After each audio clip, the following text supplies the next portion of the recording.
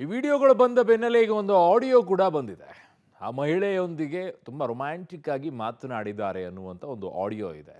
ಅದನ್ನೇ ಫ್ಯಾಬ್ರಿಕೇಟ್ ಆದ್ಮೇಲೆ ಇದು ಕೂಡ ಯಾರೋ ನನ್ನ ಧ್ವನಿ ಥರ ಮಾತಾಡಿರ್ಬೋದ್ರಿ, ನಂದಲ್ಲ ಅಂತ ಹೇಳ್ಬೋದು.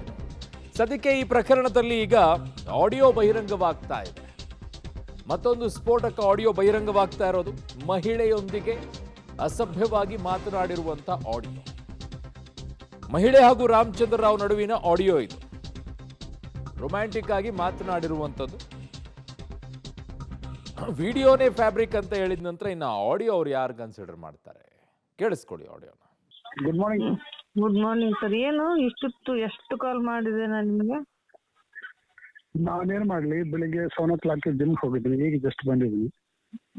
ನೋಡಪ್ಪ. ಜಿಮ್ ಅಲ್ಲಿ ಮೊಬೈಲ್ ಅಟೆಂಡ್ ಮಾಡಲ್ಲ ನಾನು.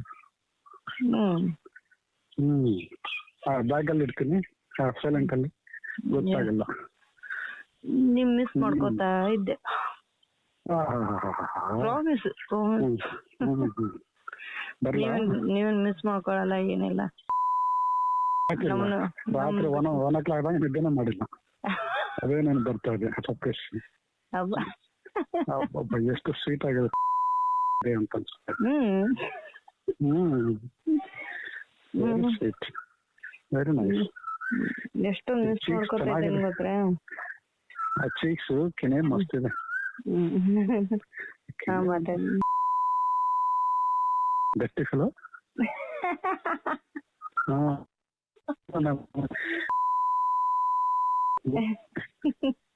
ತಕ್ಕಂತ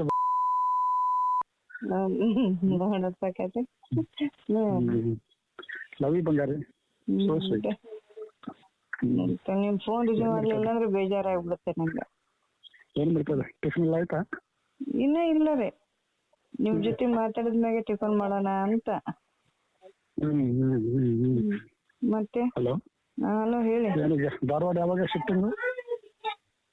ಅದೇ ಧಾರವಾಡದಲ್ಲೇ ಈಗ ಇವಾಗ ಇದು ಮಾಡ್ತಾ ಇದ್ದೀವ್ರಿ, ಶಿಫ್ಟ್ ಮಾಡ್ಬೇಕಂತ.